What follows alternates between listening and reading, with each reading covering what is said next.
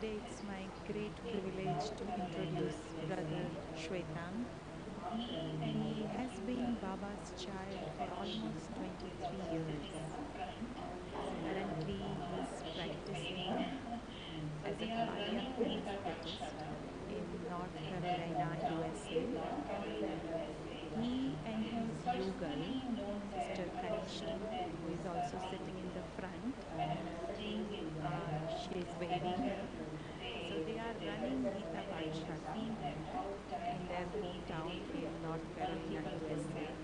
I have personally known them, I have seen them serving because when I was staying in Dallas in a center, they visited us and I have seen them how tirelessly they did multiple programs. I have also seen them serving in Peace Village. Um, for all Baba's children, how they serve with lot of dedication, love, lot of humility, generosity. Being such a big doctor, he has lot of love. I always admire that. Today our topic is death, dying and moving on. So our Brahmin life is all about dying alive, and also sometimes we fear of death as well. So it will be very interesting to know his sharing on this topic. Um, yes, Shwetank, the floor is all yours now. Om Shanti. And yes, before we start, a sister has lost her phone in Harmony Hall, I think in the back seat. And it was not a smartphone, it was a small phone. So if you find it, please get it to the backstage. Thank you.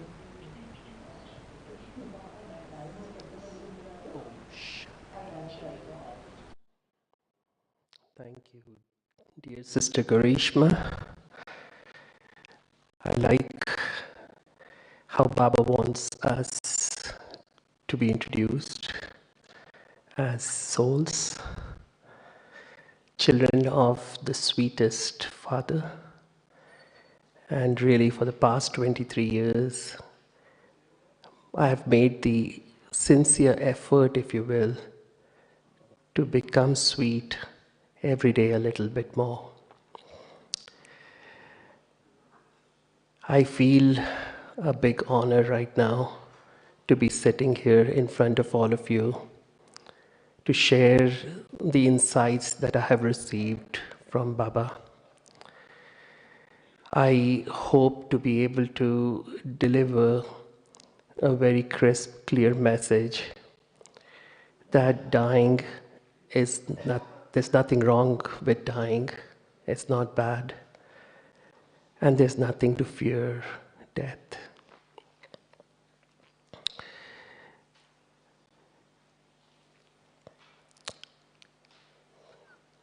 I think we Baba's children also end up having quite a bit of fear of death. In general, I have done these sessions for non-BKs, and this is one of the few times that I'm doing it for Baba's children. So I hope you all can see the PowerPoint on the screen. So fear of death.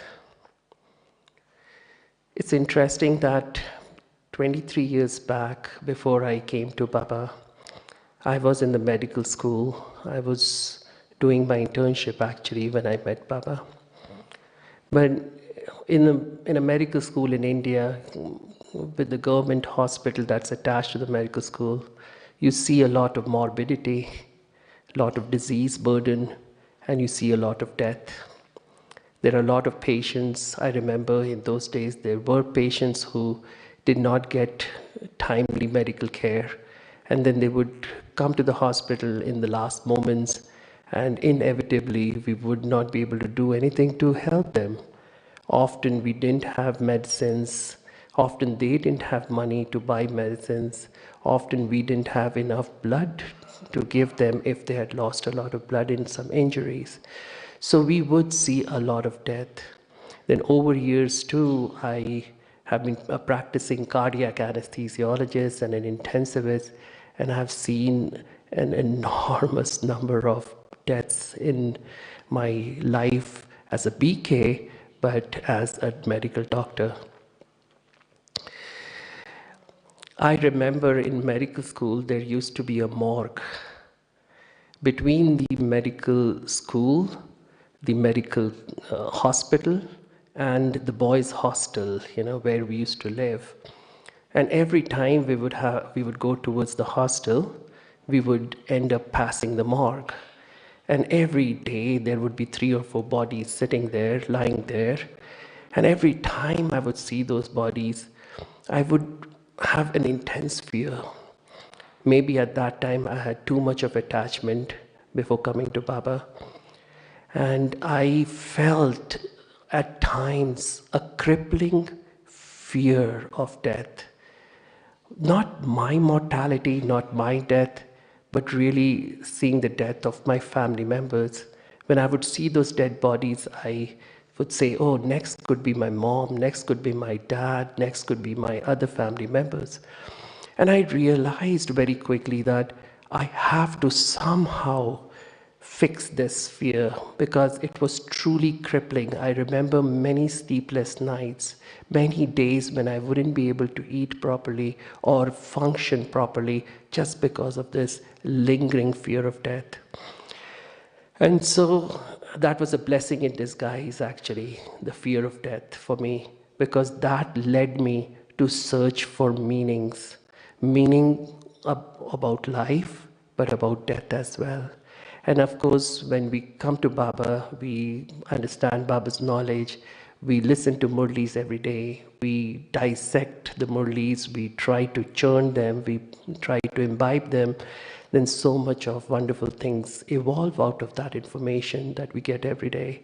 And so all that I'm going to share with you today would be from Baba's Murlis. And at the same time, what I have learned from medical literature as well. So I have realized one thing, that all fear stems from ignorance. You see, I'm sure most of you would be afraid of alligators or snakes, right? Who is not afraid of snakes, right? Oh, that's awesome. Maybe you know how to handle snakes. 99% of the general population of the world would be afraid of snakes, but there are snake charmers. There are people who actually are able to take the venom out of the snakes to be able to, create anti-venoms. So many wonderful things are done, by people. Why? Because they know how snakes work, how snakes function, when they would attack and when they would not. And just because of that knowledge, they have no fear. So similarly, we fear death because we don't understand death. And if we can somehow understand death in its entirety, then there will be no fear whatsoever. I want to start this presentation by asking you to ponder upon a few questions. On a scale of 0 to 10, with 0 being no fear and 10 being the maximum fear ever, what number would you give to your current level of fear of death? And I'm not asking you to answer.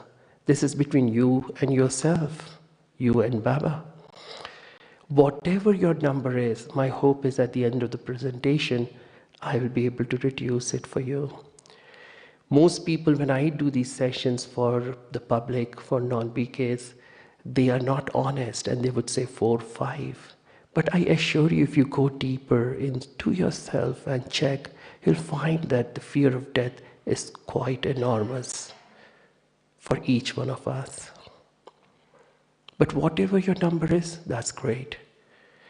Now the next question is, what do you fear most about death?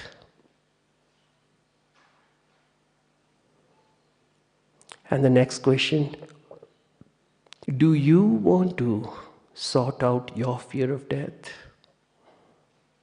And why?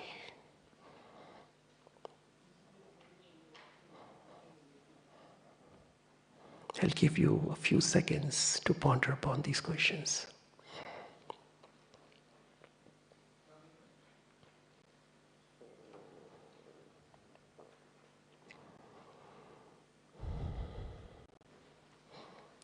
What I'm realizing now is conquering the fear of death is conquering death itself. If I'm not afraid of death, in a way I can't die.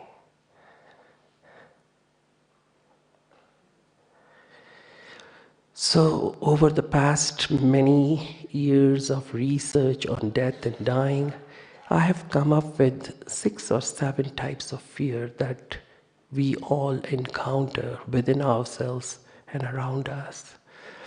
The first fear of death is the fear of pain or suffering during the actual process of our or our loved one's death.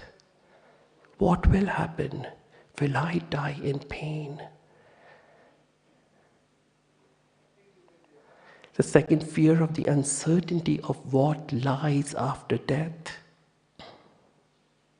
Where will I go? What will happen? Will I linger around like a ghost, or will I go directly to a new body? Fear of leaving loved ones behind and the concern for their well-being. What will happen to them? If I am the bread earner for the family, how will the family sustain themselves or itself when I am not around? Fear of loneliness when a loved one dies. Or if someone else is the bread earner, what will happen to me? Or say if I don't know how to cook food, and say my spouse is the one who cooks food, what will I eat? Or if I don't earn money and the spouse is the bread earner, then how will I sustain myself? Fear of not achieving anything substantial before dying. I think this is a very big fear for BKs. Baba always says that the longer we live or longer we lead our BK lives, the longer or more we'll be able to do effort to purify ourselves, which means that we will have a better next life, or in golden age, a better position. So if I die early, I will not be able to achieve anything. So there's a fear among BKs too. And then the fear of dying alone. This became very real during the COVID times when many people did die alone.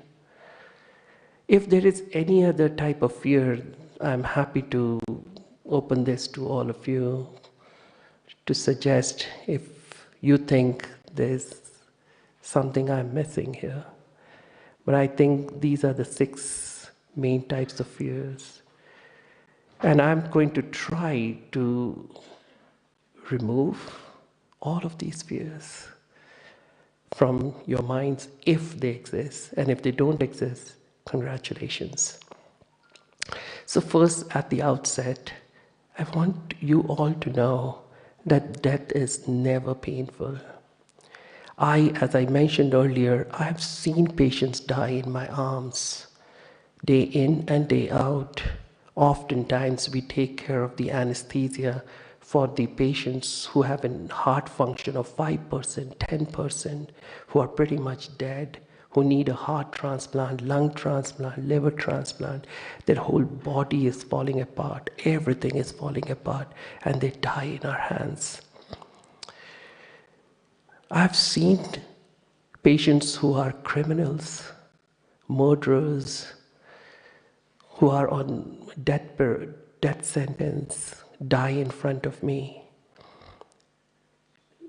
Drug addicts, gangsters. But I've always seen them die peacefully. I've yet to come across a painful death. So think of it, even those people will die or die painlessly. Then why wouldn't we? Especially we are Baba's children. We are sitting in Baba's lap. Why will we not die peacefully and painlessly? And I assure you, the pain that we see is the pain while the person is alive, not when the person dies, as the person dies. They all die painlessly. So yes, we might have pain while we live, but we all will die painlessly. All right. So the first type of fear is gone for everyone, for sure. Can I get a show of hands? Yes, gone? Thank you. More questions to ponder upon. Say, if I tell you today that you have a chance to live forever in this body, would you accept that? No. You want to go to golden age, right? We all want to go to golden age. We all want a new life. And think of it again, the next question. If I tell you that along with you, everyone around you will also live forever, are you okay with that? Are you okay with the same spouse forever? We all want newness, right? Who doesn't like newness? A new body. New body, new life means to start over again. Freshness. When we die, there is natural amnesia. When we are reborn, there is newness. We have to learn all over again. And there is joy in learning. Think of it, if you know everything already, then every day would be so boring. You have a new life, you start learning alphabet, you start learning numbers, you start learning math, you start learning geography and history. So much fun. So death is important. I'll take you through a little bit of what scriptures talk about, and not Hindu scriptures, Indian scriptures, but even in the West. There's a picture somewhere in Europe where they call this as dance macabre. I hope I'm pronouncing it right. Pardon me if I'm not. They call it as the dance of death. And what this shows is that there is a skeleton, alternate skeleton, and in the middle between the skeletons is either a poor man who is disabled, a rich nobleman, a king, a saint, and so on and so forth, which tells us that everyone who has come has to die. Some of you may have heard about this shlok or a poem, if you will, by, I'm not sure who was the poet, maybe you all know more, but that's not important. What it says in Hindi is, "Aaye hain so jayenge, Raja Rang Fakir." Aaye hain so jayenge, Raja Rang Fakir, which means that we are all born to die. Whether we are Raja, that is kings, we are beggars, that is Rang, or we are Fakirs, that is holy men. Ek singhasan chadi chale, ek bandhe janjeer. Ek singhasan chadi chale, ek bandhe janjeer. Whether we leave this world sitting atop a throne, that is singhasan, or we are dragged away by chains, that is janjeer, our deeds determine that. And that's what Baba tells us. Are you going to be with me, next to me, sitting in that procession, the wedding procession? Or are you going to be one of those people who come at the back as a bride, or one of those people who would walk in the back? That is going to be dependent on my actions. There's this phrase that I think originated from the ancient Stoics, the Greek Stoics, memento mori, that mortality is natural. We all will die. All of us will die. And there's another phrase that is, I think, part of Christianity. They talk about ars moriendi, which means the art of dying. See, we all will die, so why not we master the art of dying? Can we die in a better way? Or do we want to die in the usual way that people of the world die? We all know the soul that we are, the soul-body paradigm. We all know that we are souls, not bodies, that the immortal soul exists in this mortal coil of ours. The mortal coil is going to perish. The soul is imperishable, indestructible, immortal, eternal. So in a way, death, although it is the ultimate truth,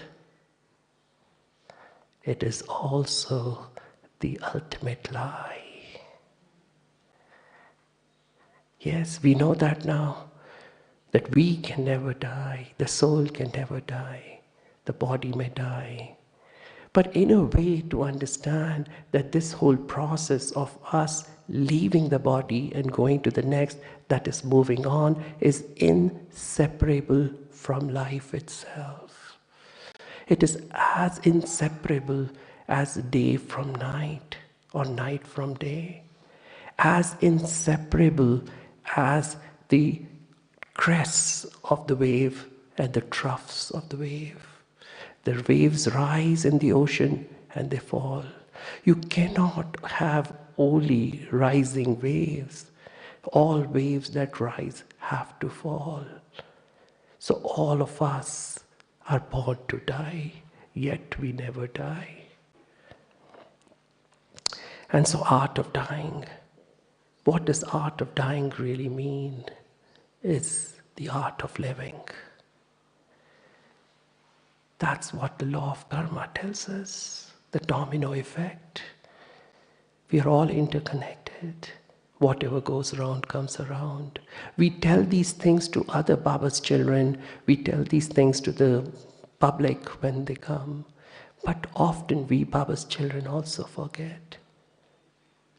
So it's important for us to really drill it deep inside us that if we live a happy life, what will happen?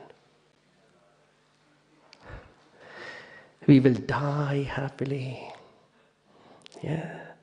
If I live a happy life, I will die a happy death. And if I live a miserable life, what will happen? I'll die a miserable death. So every day I have to remind myself, every day I think it's important for us Baba's children to remind ourselves that we have to be happy. And we cannot be happy unless we bring happiness in other people's lives. Baba says this many times, that if we give sorrow to others, we will die in sorrow. Baba says that, these are words from Baba's Murli. Give happiness and receive happiness. Give blessings and receive blessings. It's not enough that we don't give sorrow to others. Baba often says that. If I haven't given sorrow today, is that enough? Is that enough? I have to make sure that I give happiness to others. Then I lead a happy life, and then I lead a happy death as well. Time.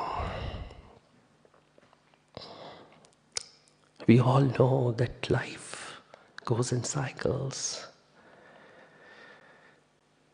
For the non-BKs, this is an important thing to understand, but for us Baba's children too, we know that now that we have become part of Baba's family, part of Baba's army, that Baba has taken over our lives, that only the best is in store for all of us. The future is ours. this life, our death, moving on, and our next birth are going to be more beautiful than anyone on this planet can imagine. In fact, we too can't imagine how beautiful golden age is going to be. Baba has given us glimpses of golden age in the Murlis. We have heard from the trance messengers, Didis and brothers or whoever, who have given us a glimpse of golden age. But they say that golden age is way better than all of these combined. So we are going to go there. Aren't we sure? Is everybody sure, right? Why? Because Baba has given us this 100% surety that all of us will go to golden age. So our next life has to be better. Our next life has to be happy. So no one has any fear anymore of what lies beyond this life and this death. Yes. Have I been able to eliminate that fear now? 100%? Can I have a show of hands? Agreed? Wonderful. I'll take you into a little bit about the human body. Do you know that there are almost 40 trillion cells in the human body? 40 trillion cells means 1 trillion is 1,000 billion, and 1 billion is 1,000 million, and 1 million is 1,000 thousands. That many cells we have in our human body, out of which 300 million cells die every minute. If you do the math, it's 300 times 60, that is per hour, times 24, that is per day. 432 billion cells die every day. And that's the exact same number of cells that are reborn or recreated. That is roughly 2.6% of your body is replaced every single day. Which means that your body is replaced roughly every 40 days. So every 40 days you actually have a new body. The body that you have right now, none of the cells are going to be there 40 days from today. This body of yours will die in 40 days. And a new body will be reborn in which you'll be living. Think of it, isn't it interesting?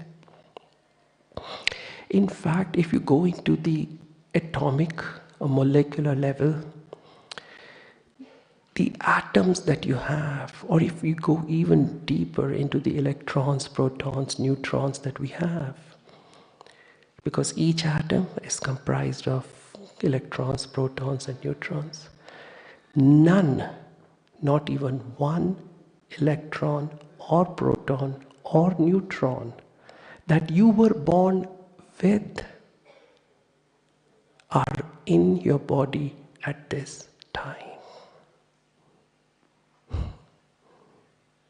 How does that feel?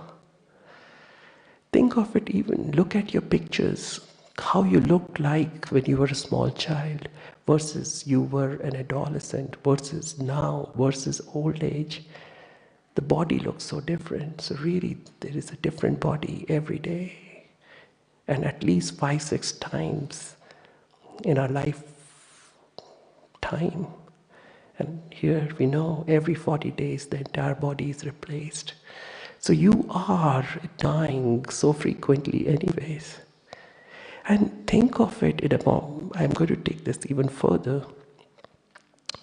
There was a very beautiful saying by one of the Greek philosophers, Heraclitus.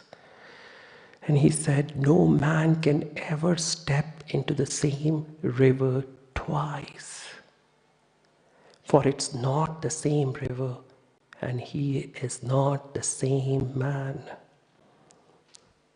You see, every day we are bombarded by so much of information. Billions and billions of bits of information bombarding our consciousness every minute. We have so many experiences every day, and especially as Baba's children, when we listen to Baba's Murlis, we learn so many new things, we imbibe so many things, we bring these into practice every day. We are transforming ourselves in such beautiful ways that almost we are becoming unrecognizable for ourselves. So every day we are reliving or getting reborn. And that's how I like to do this exercise for myself. That every day when I go to sleep, some days I forget actually, but I try to do that on a regular basis, that when I'm going to sleep, I say to myself, Shvetank, this is your deathbed. You're dying. The Shvetank that existed so far is going to die. And the next day morning, I see that same bed, my deathbed, as a birthing table, that a new Shvetank is being born. I invite you to hold this thought for a couple of minutes. We can leave the light as yellow, it's okay.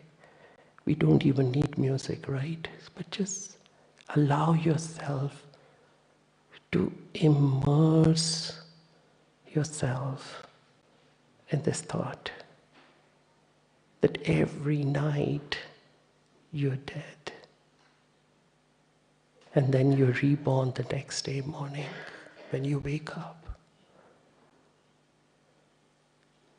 See, so many times we hold on to things that happened in the past.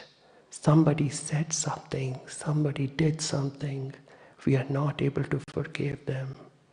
Sometimes we are not able to forgive ourselves for what we have done. But if you think the Shvetank that did these, or Shvetank that experienced these things, is dead tonight, or last night was dead, a new Shvetank has been reborn. For each one of you, think that for a little bit. It's a beautiful experience.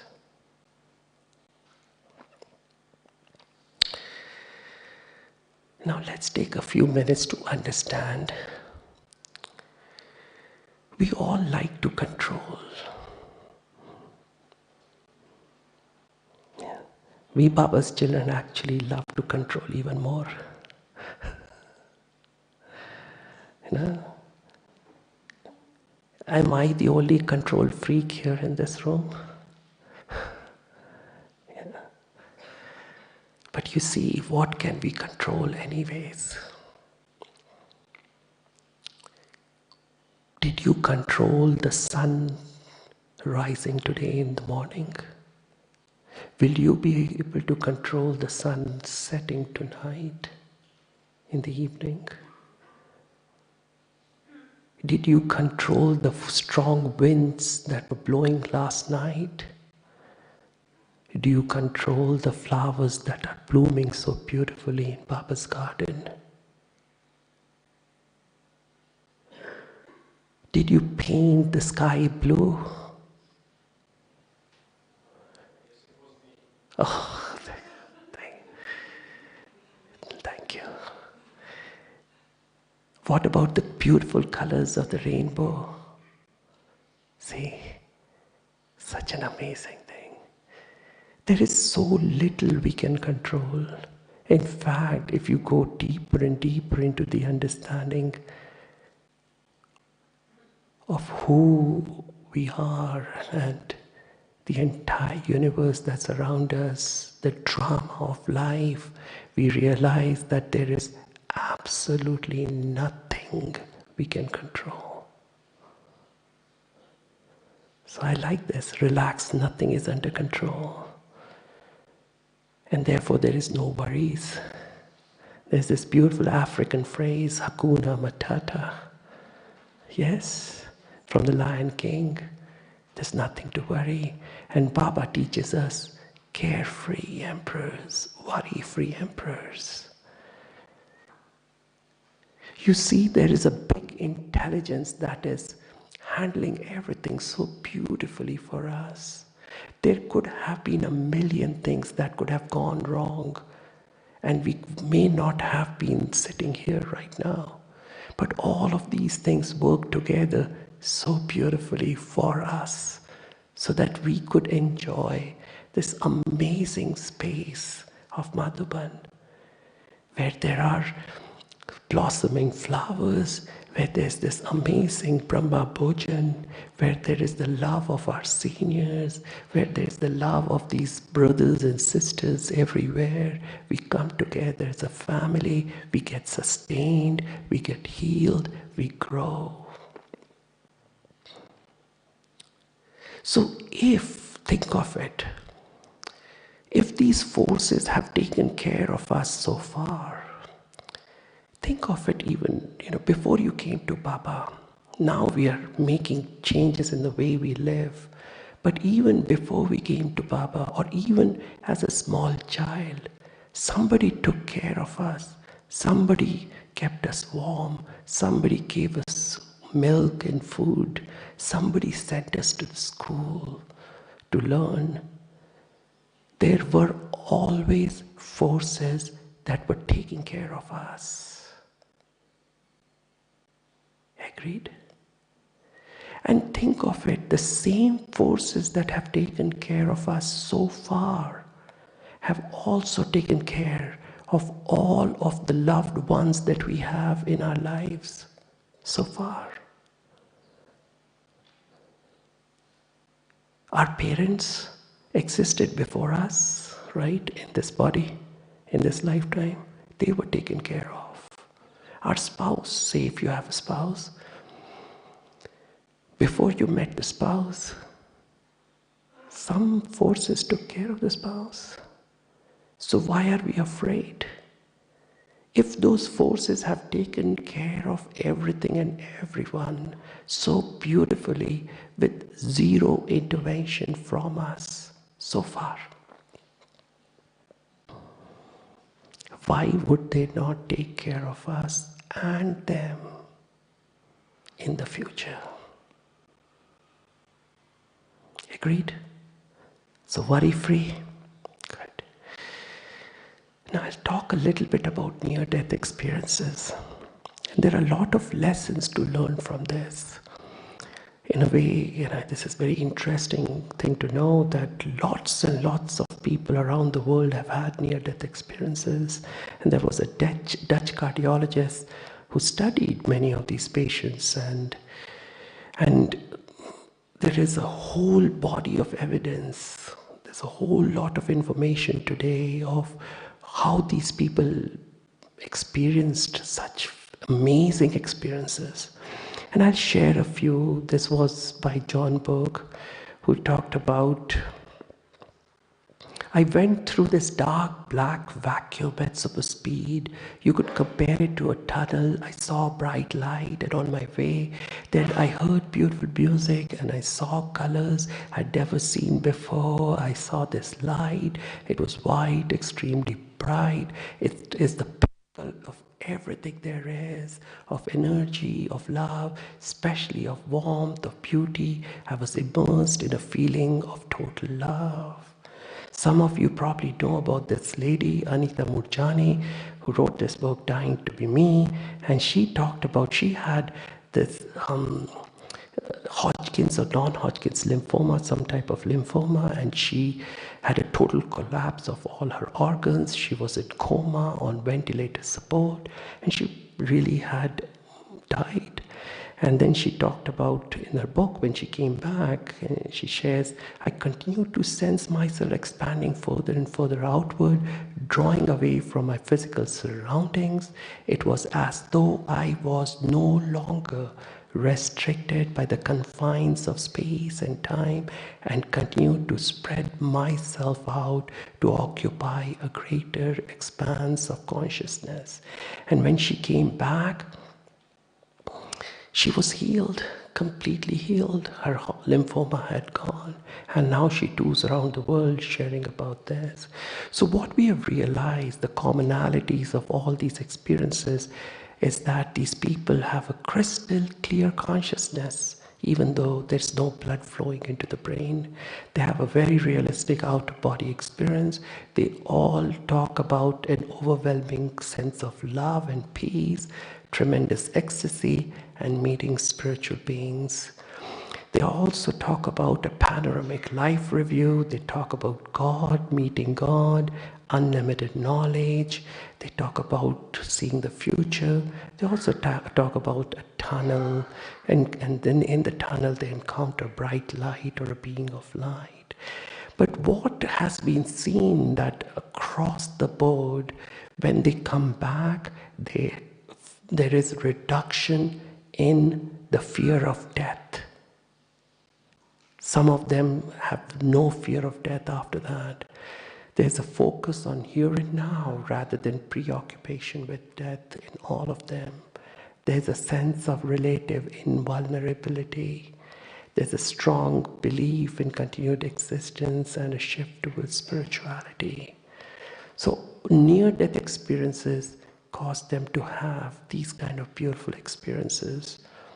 There is a change in values, priorities towards love and caring of others. They go from being egocentric to taking care of others, loving unconditionally, increase empathy, and decrease interest in status symbols and materialistic lifestyles. So this teaches us that there are really two levels of death. One is this physical death, when the soul leaves the body. But there is another death, and that is the death of the ego. You see, for all of us, we work very hard to create what we have right now, to become what we are right now. And death seems like an end of all of that. Yeah, that's the ego death. But what belongs to us anyways? What was ours to start off with anyways? From us, Baba's children point of view, all the knowledge that we have received is from Baba. The know how to make effort was given by Baba. The love and strength to move forward was given by Baba. Then why are we afraid?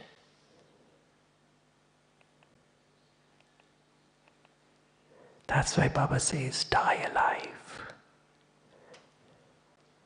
What does dying alive mean? Kill the ego. That's one killing that you would not be accused of in the court of law. You won't be tried in any court of law. In fact, you'll be applauded by the universe itself. Baba will take us in his heart if we are ready to kill our ego. Because if you understand that if we can kill our ego, if the ego is dead, then in a way we have died. And so we can't die anymore. And that's why Baba talks about the guests or the traveler consciousness. I am a guest, a traveler in this world. Let's take a few minutes to hold this thought. I am a guest.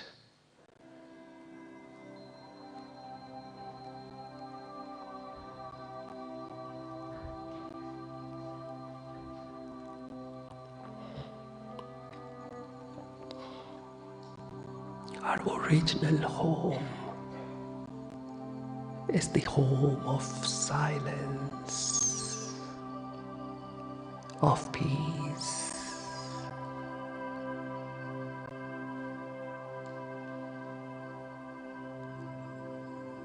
where there is no body, just us souls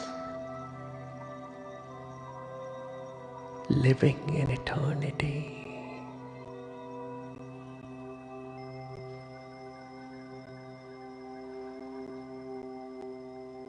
with our Baba.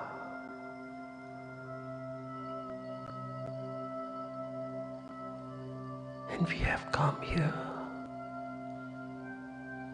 for a temporary period of time.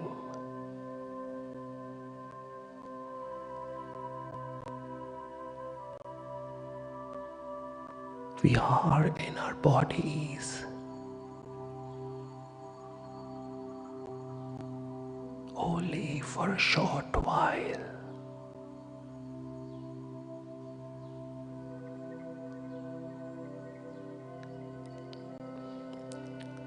We are guests in this body.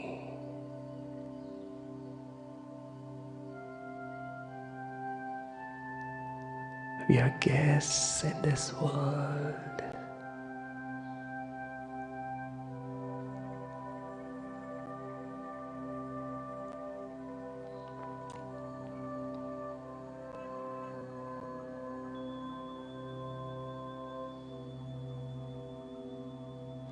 All that we have right now was acquired in this land.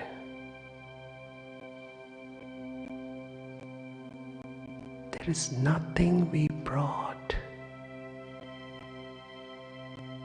from our original home to this land. And there is nothing we can ever take back with us when we go back.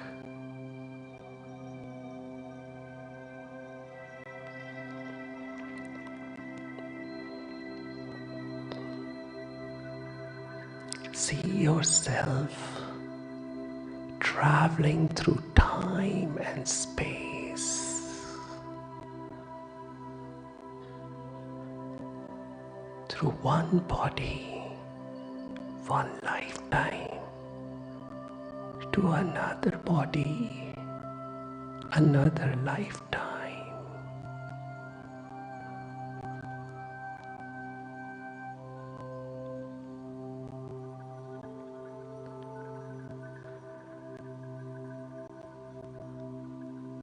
A constant traveler,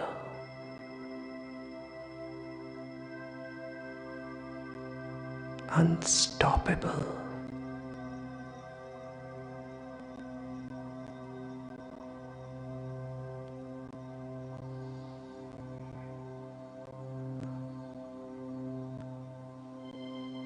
unyielding,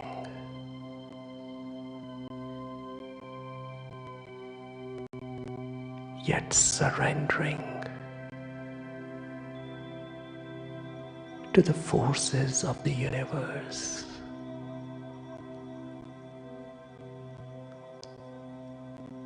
to the intelligence of the drama.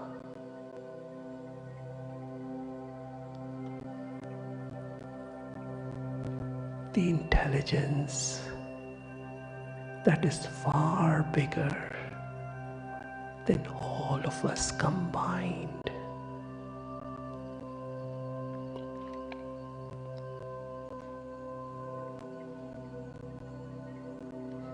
To the forces that have taken care of us so far.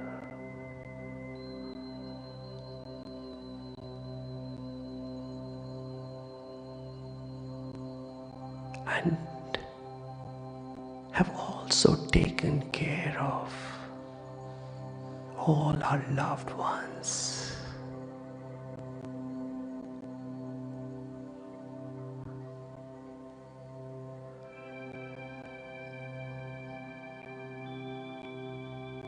so far.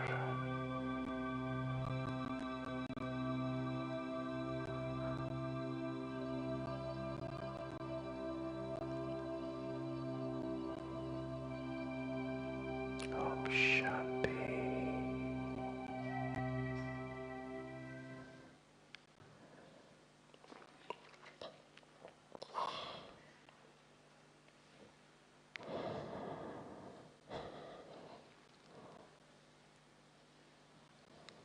This is a phrase, a Latin phrase, carpe diem,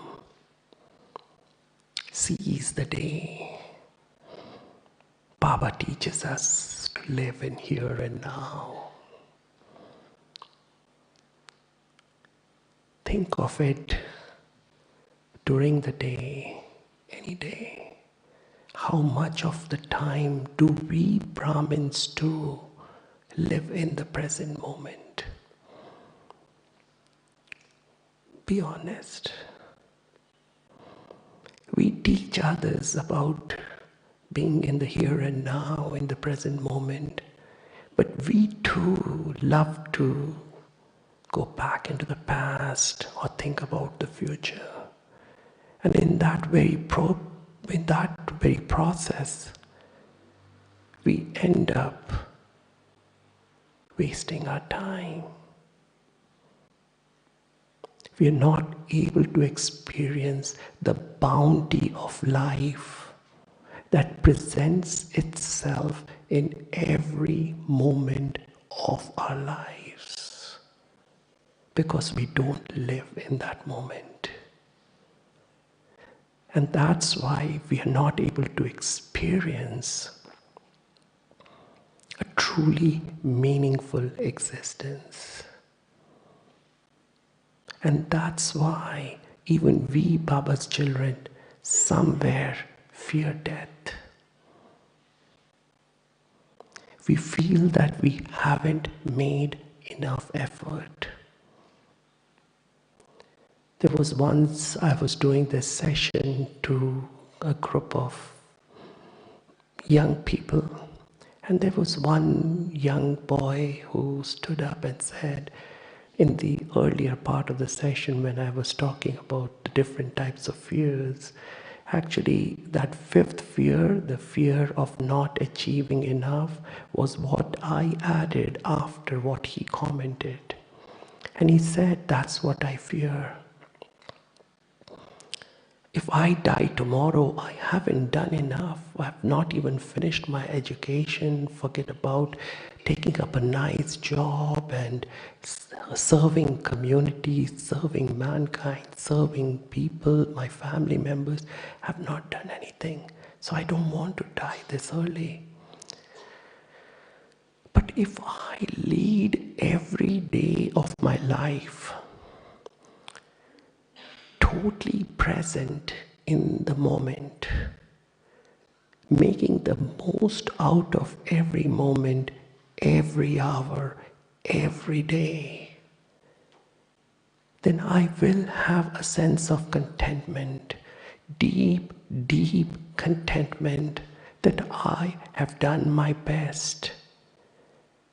And then I wouldn't fear death myself. Agreed. Can I have a show of hands if you agree?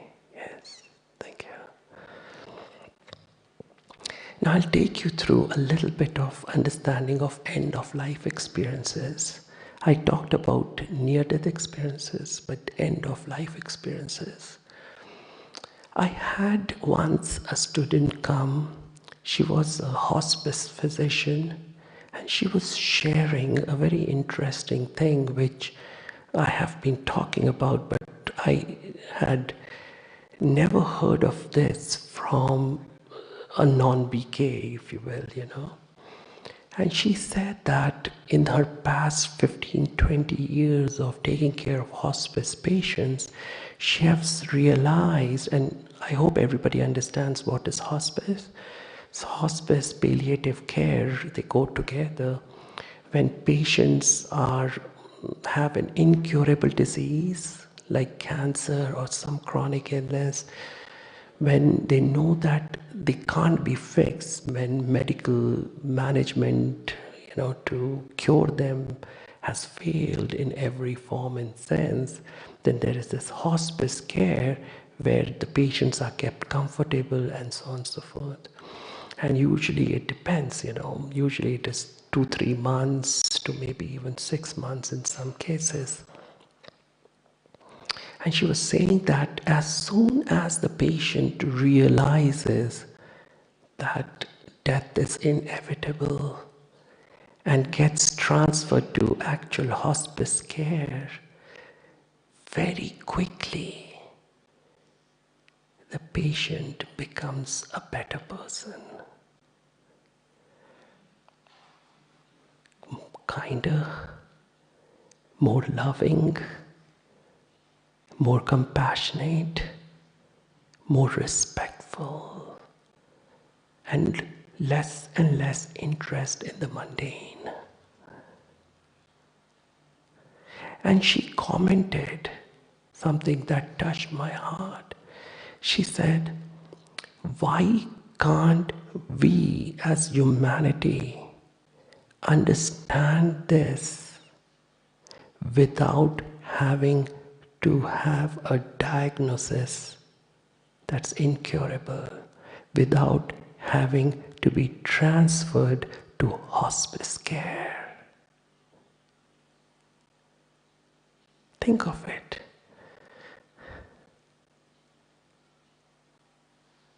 And that's what I told her, that Baba is teaching us. This meditation teaches us. What did Mama always say? Consider every moment to be your last moment. So we are in hospice right now. If you think of it this way, I am in hospice care. With Brahma Bhojan, yes. Yeah. But at least that we won't have greed. I want the third or the fourth gulab jamun. Disinterest in the mundane. Consider every moment to be your last moment. We are in hospice care. What did Didi say? Always, she used to say, this is the time to return home. Ab kar jana hai. Think of it.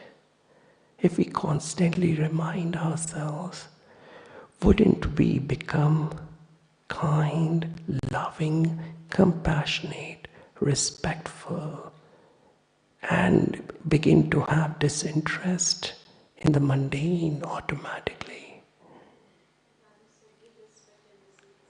Dadiji said, yeah, thank you. Give respect and receive respect. When we give respect to others, we'll receive respect. That will give us happiness. Happiness would create a happy life. And what will happy life give us?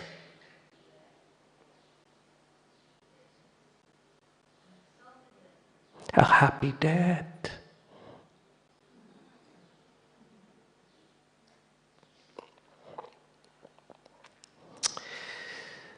I want to take a few moments to talk about helping our loved ones transition. See, unless we have reconciled with our own mortality / immortality, you understand this paradigm? Yes, everybody. Unless we have reconciled with this truth ourselves, how can we help others?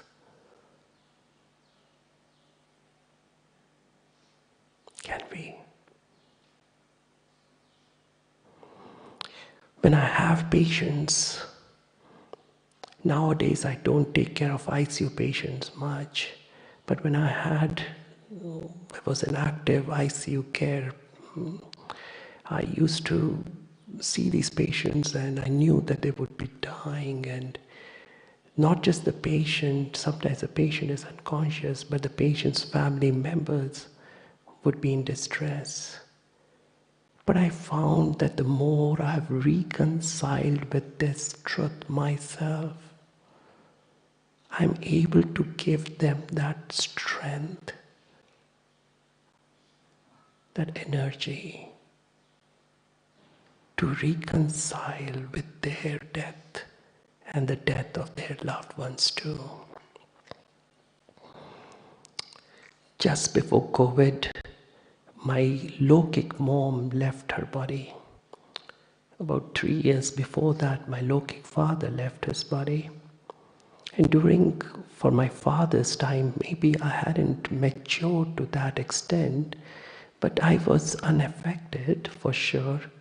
But I knew that when I came to know about my mom's, medical condition, and I knew that she wouldn't live long. And so I would work with her every day. We would sit in meditation. I brought her to Madhuban. I got her operated in Global Hospital and in the Bombay BSES Hospital. I brought her here for convalescence. And I used to tell her so many times, it's okay to die. It's okay. And I helped her get a very firm handle on death. I used to remind her that now that you've taken Baba's knowledge, you're going to come to Golden Age and you'll have this beautiful family. You'll have the most lovely family members, and I used to give her a visualization of you will be a small baby with tiny fingers and tiny toes, and she used to like that so much. And when she left her body, I had the fortune of being with her. In fact, I was alone in the room. No, not alone. I think my Lokik sister was also there. But she died in my arms the last few breaths. And it was such a beautiful experience. We all meditated. And then the next day was her cremation. The following day was 18th January. And we offered Baba's Bhog, and then I went to get rid of the ashes, I don't know what the best word to say for that, the ashes in the Ganges, because that's what she had asked me to do. And then I came back, and with the help of the sister at the center in Bhopal, the very lovely sister, and I think it's important for me to say her name too. Her name was Sister Kiran. And she so beautifully organized the entire event for her. We got a big hall, booked a big hall, beautiful decoration, almost like a marriage. And the sister gave the sermons. She talked about Baba's knowledge for an hour, hour and a half. The whole hall was full. We invited so many people. Even VIPs came from the government, local government. There was Brahma Bhojan made by the center. The sisters tirelessly put so much of effort to make Brahma Bhojan for 500 souls. We sang, we danced, we had such a wonderful time. And it was such a beautiful send-off, and everybody appreciated that. A big service happened. And so I think that could not have happened if I had not gone through this much of internal preparation with understanding of death. So if you see, when you, again I'll repeat, if you have reconciled completely with your mortality/immortality, you are able to serve so many people in so many beautiful ways as they transition or as their loved ones transition.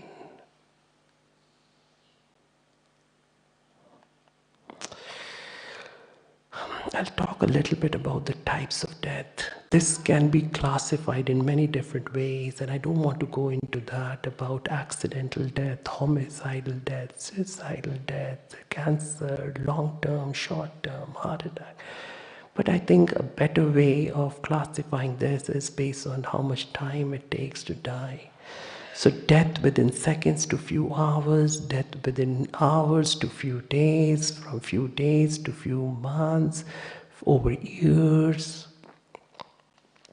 Now if I ask you, which kind of death would you want? Instant?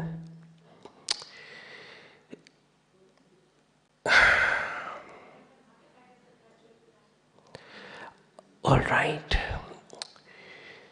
But if you look at, say, Mama, she had cancer, she died over many years. Was her death not good?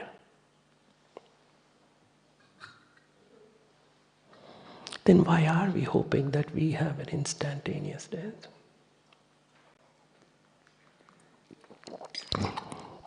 Didn't we just hear that death makes us better human beings, better souls? So if, in a way, think of it, if there's instantaneous death, will we have a chance to become better people?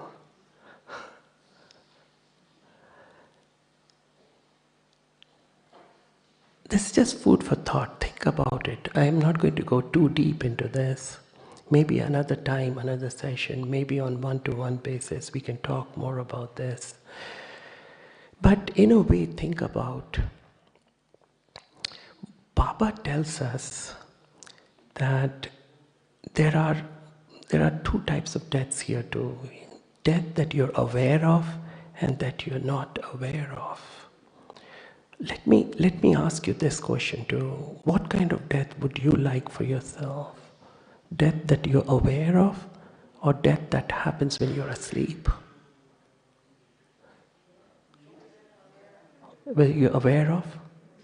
How many for aware? And how many want to go when you're asleep? Why? We just talked about that death is a beautiful experience in itself. Say, for example, there are gulab jamuns. Everybody understands gulab jamuns? Yeah, we had them a few days back. Would you like a gulab jamun put into your mouth when you're asleep or when you're wide awake? It's a great experience. We want to be wide awake for that. Then why not for death? People in the world talk about samadhi. When people have completely reconciled with their lives, taken care of this whole karmic load, which Baba talks about as karma teeth. When we have meditated enough, when we have practiced soul consciousness enough, then all our karma would be eliminated, and then the soul will leave the body.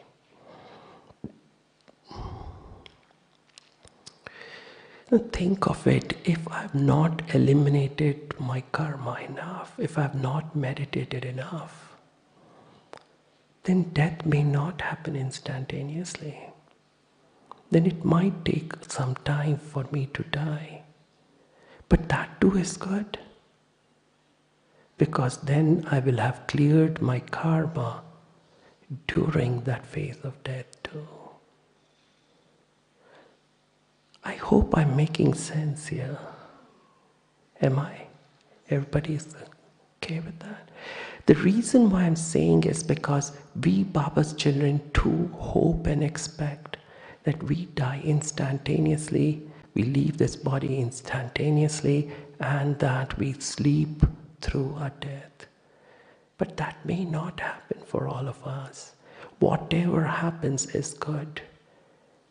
And if we too go through that phase where we die over months and weeks or months or years, that's okay too, because that will give us an opportunity to heal ourselves of our past karmas, to reconcile with our negative actions and become the best human being ever. So hopefully I have eliminated all of these 6 types of fear for all of you. There will not be a painful death. The fear of uncertainty of what lies after death is gone, right? We know that we're going to go into golden age, the most beautiful age. We'll have beautiful bodies. See, even if we are not making full effort, are we truly making full effort? No. But even this little bit of effort that we're making is going to give us an amazing life in the future. Everybody is sure here? A show of hands for that? Yes? Good. So no fear? Good. Fear of leaving loved ones behind? See, here I also want to talk about something very interesting which Baba had said. That many times because of our attachment, we don't make people around us, our loved ones, independent. The more we learn the art of loving in a detached way, then we will be able to make them more and more independent. And as we make them more and more independent, then we won't have the fear of how they will subsist when we are not there. Agreed? Often we ourselves are dependent on others. How many brothers here know how to cook their own food? How many brothers who don't know how to cook their own food? You don't have to raise your hand. How many sisters can change the car tire on their own? Or maybe change the light bulb? Good. See? Very good. A big round of applause for everyone. Good. See? Good job. See, if you are not independent in something, if you are dependent on someone, when that someone leaves his or her body, then you will feel the pain. That's what Baba is teaching. Become all-rounders. Become independent. Make others independent. Become independent. And if every moment we live in the highest way that Baba is teaching us, we will achieve so much. We will feel so full. We will feel so contented that we won't feel that we haven't done enough. And there is never the fear of dying alone because we have Baba with us. One of the other important things that we have learned through studies of end-of-life experiences and of near-death experiences is that people say that as they were going through the tunnel, they felt other spiritual beings, they felt the closeness of God Himself more than ever before.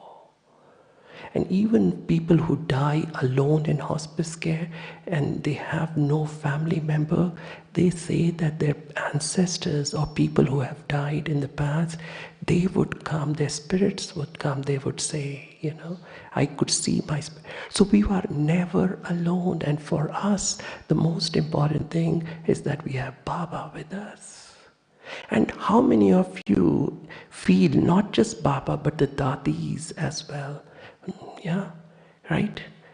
Baba, and when I'm saying Baba, I mean Bap Dada, Shiv Baba and Brahma Baba and Mama. You know, right now I'm feeling as if I'm being backed by Brahma Baba and Mama and all the ancestor souls behind me saying, Shvetank, yes, yes, keep going, you're doing good, I can feel it. So I'm sure you all feel that too. So if you leave your body now or today, maybe your family members are back in your country, will you die alone? Will you die alone? Yeah? No, right? Good. So some take home points again to revise. Death is not a bad thing, never painful. It's the ultimate truth and the ultimate lie. If we do good to others, we will receive good. If we receive good, we live happily. If we live happily, we will die happily. Do good every moment. Don't waste even a moment in futile things. Yeah, looking at others, what are they doing, and so on and so forth, which we sometimes love to do, right? No? No? Yeah. Trust the intelligence of the universe and the forces of the universe, and Baba, Drama, the highest energies of the universe with us. There's really nothing to fear. So shall we practice death? Shall we practice returning home now? See, people, the basketball players, when they have to go onto the court, they say, some of these most famous basketball players, they say that they have played or they have tried to put that ball in that loop or whatever they call it, like 10,000 times, 20,000 times, 50,000 times, I don't know what kind of number. And that's when they have that perfection on that court. So can we also practice, or should we not practice? When death is inevitable, why not practice it? Shall we do it? Let's do it together.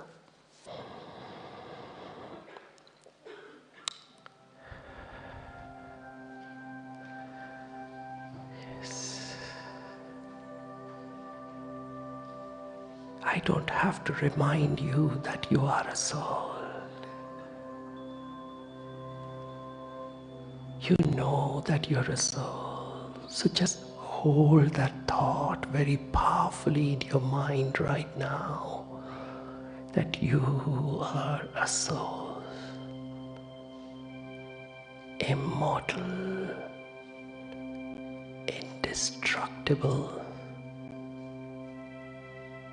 imperishable, eternal.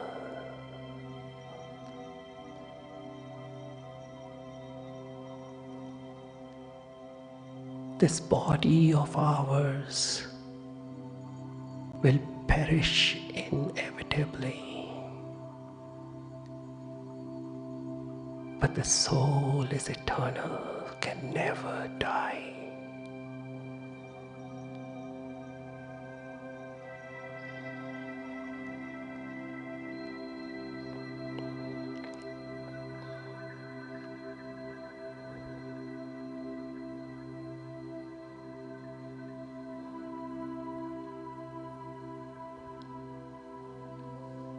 See yourself systematically doing all that it takes to use this body in a worthwhile way, to serve the yajna, to serve Baba's children, giving happiness to everyone. Happiness upon happiness. Nothing but happiness.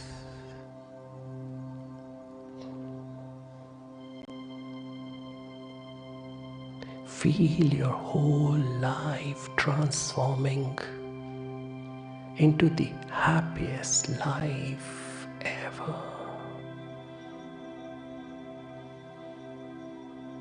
As if the entire happiness of the universe is beginning to funnel into you.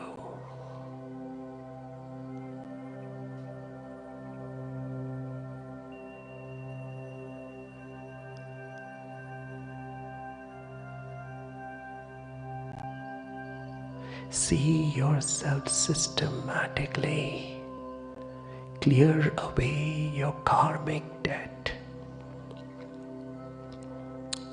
through remembrance of one Baba.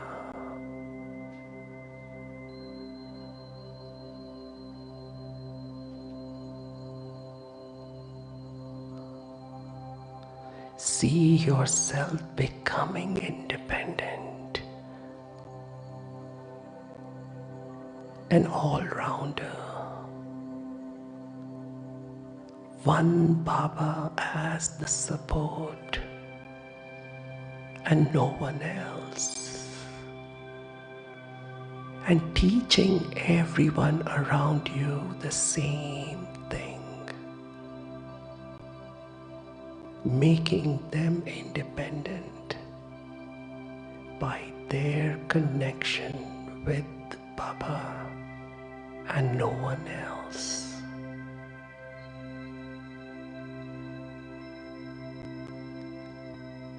And now you're free to leave this body.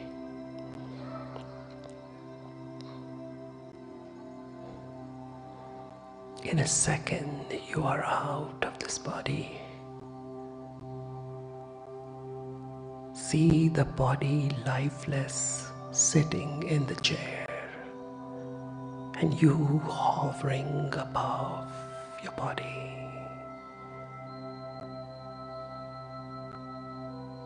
No heartbeat, no respiration, no blood circulation. This body is ready to be discarded.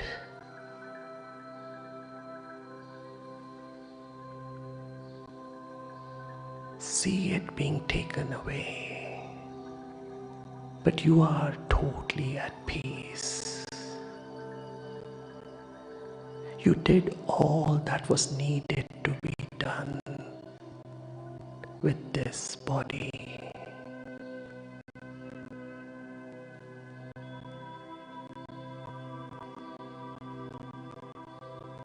You are now ready for a new life, a new birth, a new body. And even as this body is cremated or whatever,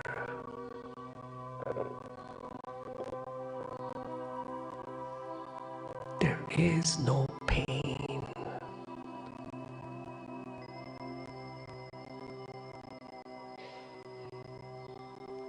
You see the cremation happening in front of you. The last rites.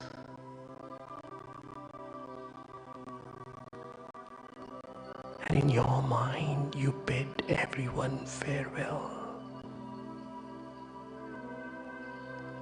And you turn your head upwards towards your home. The original home of all of us. The land of silence and total peace.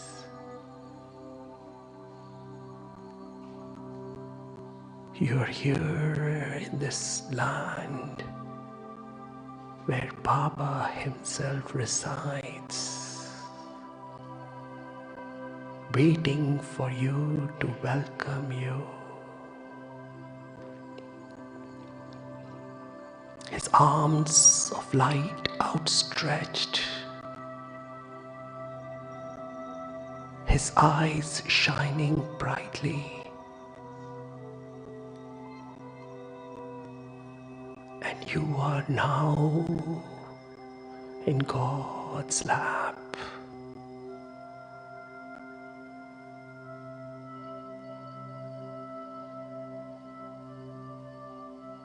In the best place in the whole universe, merged in His love.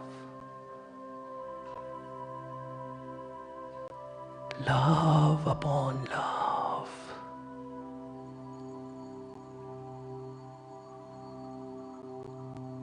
Om Shanti.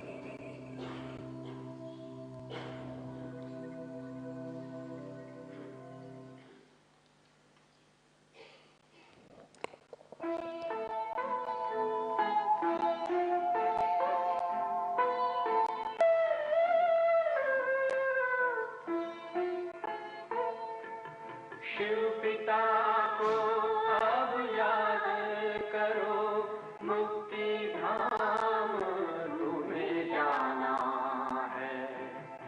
अपने सुकर्मों के बल पर ही सतयुग में तुमको आना है। शिव पिता को अब याद करो।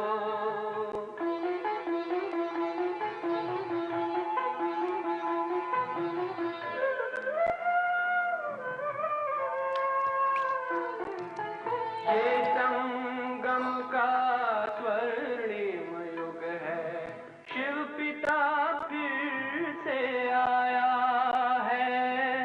ब्रह्मांक से शिव बाबा ने वही गीता ज्ञान सुनाया है।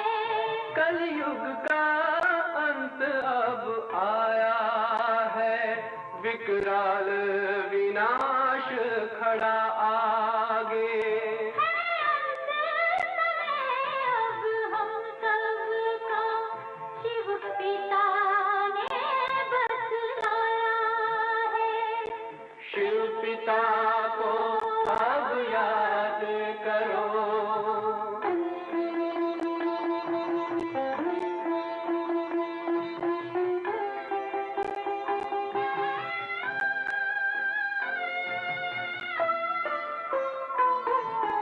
पांडव शिव शक्ति सेना की रणभेरी अब फिर बजती है। शिव बाबा के ज्ञान से फिर माया को मार भगाना है। शिव पिता को अब याद करो, सतयुग में तुमको आना है।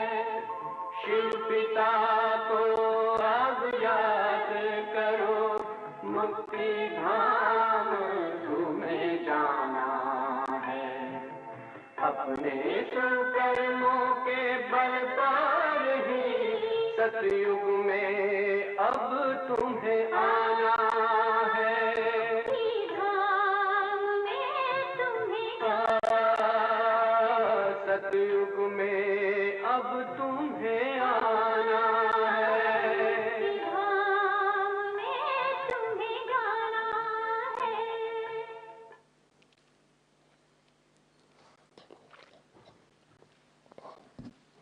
I just want to thank Baba, of course, these ancestor souls who were there with me. I never saw this, so many beautiful pictures of the ancestor souls. The organizing committee that gave me this opportunity to present Baba's special children who take care of the audio visual, the lights, all of you, Baba's lovely children sitting here in the audience, and my Yugal Kanishta, who has always been a support for me in my life. Thank you so much. Om Shanti.